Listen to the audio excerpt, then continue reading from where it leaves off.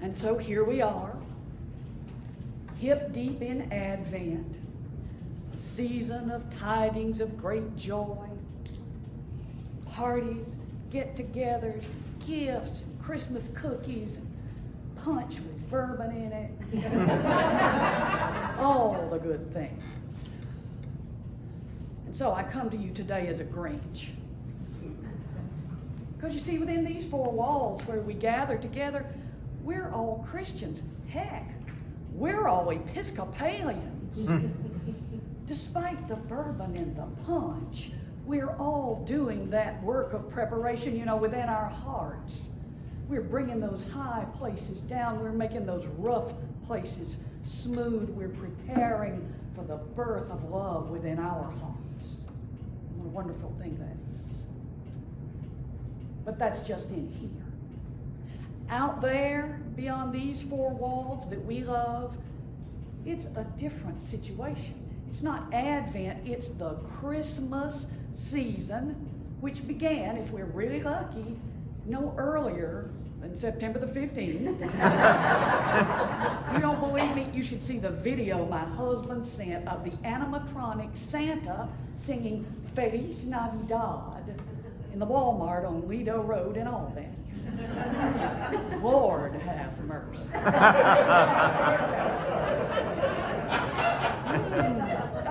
can't make this up, true.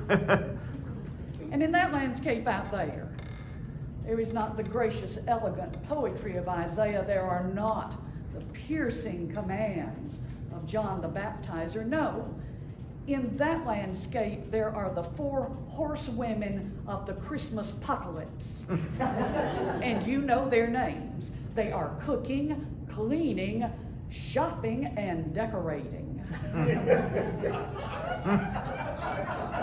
You laugh because I speak the truth.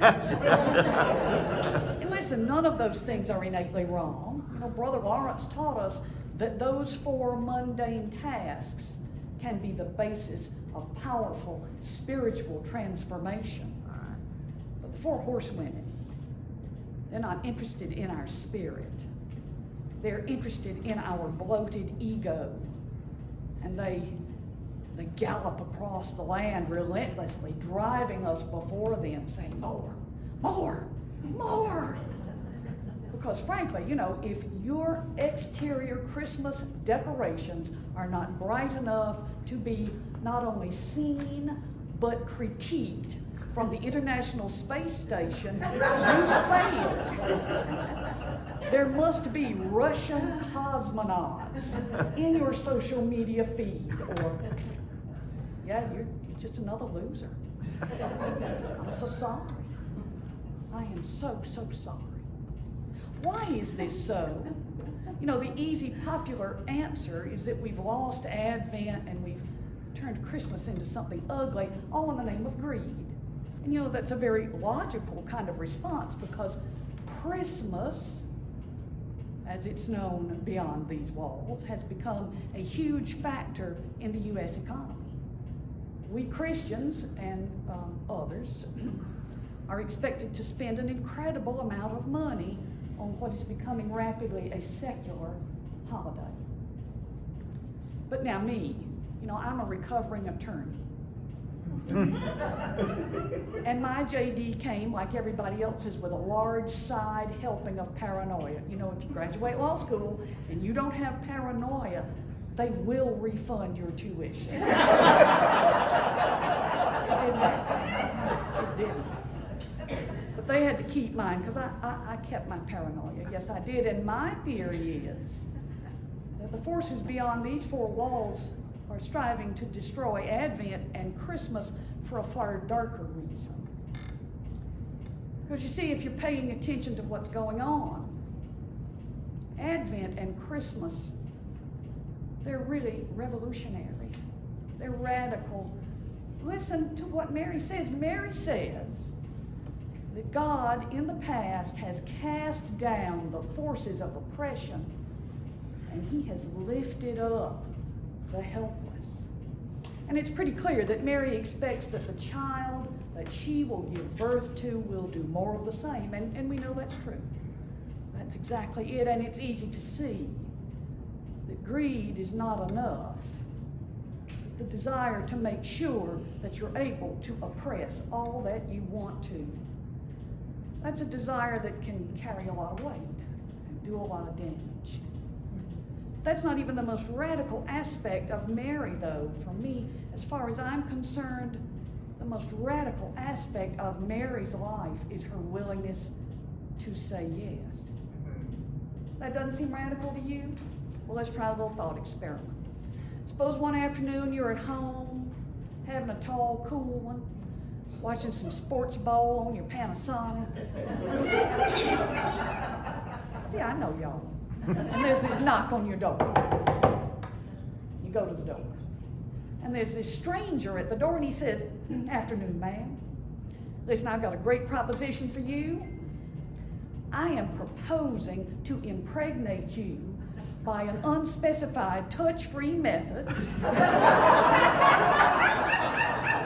COVID, don't you know?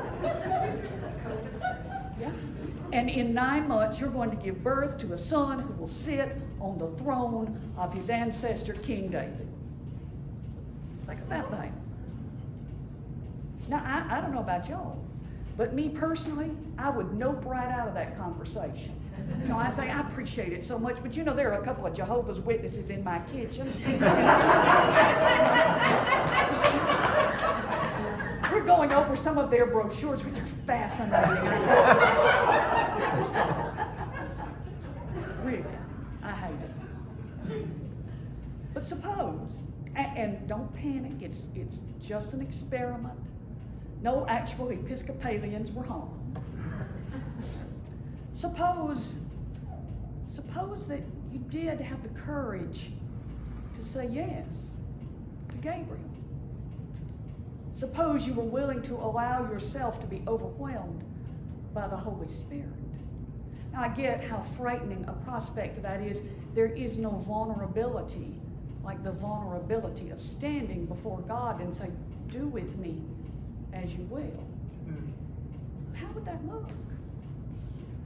You know, if you were willing to take that invitation, then perhaps you might find yourself in the business of casting down oppression and lifting up the victimized, but you'd be doing it not through the righteous anger of your bloated ego,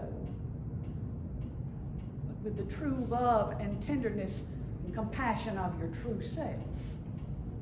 Do you know, I think it makes a difference. The tools you will use make a difference in the quality of what you construct. You know, you just can't build the pyramids using cuticle nippers. So what if you did that? What if you did that?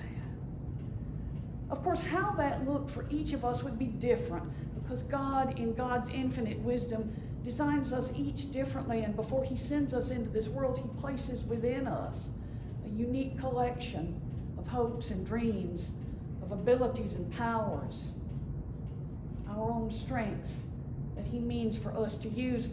And if the Holy Spirit, if we would let the Holy Spirit overwhelm us, then all those great gifts that are placed within us, they would bear the most beautiful fruit. Imagine that. What would that be like? And suppose all of us right here in church this morning just gathered ourselves together with courage and we said, "Let it be done to me according to your word." Then we might, as an entire congregation, be in the business with compassion and understanding and with great efficacy of casting down the powers of oppression and lifting up those who have been marginalized and abused. What would that be like? I can imagine that work would carry beyond these walls, into the world beyond, and pretty soon, people of every tribe and nation and race and language would be moved to resurrect their own advent, to look within their hearts, to do the work they need to do, to prepare for the coming of the power of love as God has shown it to them, whatever their spiritual path. And those people beyond these walls who have no spiritual path, or claim that they don't, they might be so motivated to look within their hearts and see that path that God places within every heart. so that they might ultimately find God and find God's love and share God's love. And the 4 women of the Christmas apocalypse could go back home and give it a rest. And finally, the centuries-old promise of the angels could come true. There would be peace on earth and goodwill among all people. But the time grows short. Those pains, they come more rapidly. The veil between the worlds grows thin. Those waters of new birth, they'll rush forth soon, but there's still time. As long as there's life in this mortal flesh, there's still time. So go out on the front porch. You know, that guy, he's always on my front porch. You know, I go out there in the morning to get the newspaper in my wrapper, and I try to look off and ignore him, but you know, he's always there. Some days I think he's doing needlepoint. You know, he's rocking there in Grandma's rocker glider and waving at the children. And occasionally I hear him mutter, I really want to say that a flaming sword is not a great tool for needlepoint. Then I would have to admit that I see him there. And this is just me. But I suspect he's on your front porch too. All of your front porches. Go out. Look. He's there. He's waiting. And it's not complicated. All that I'm asking you to do, step out and say yes. Amen. Amen.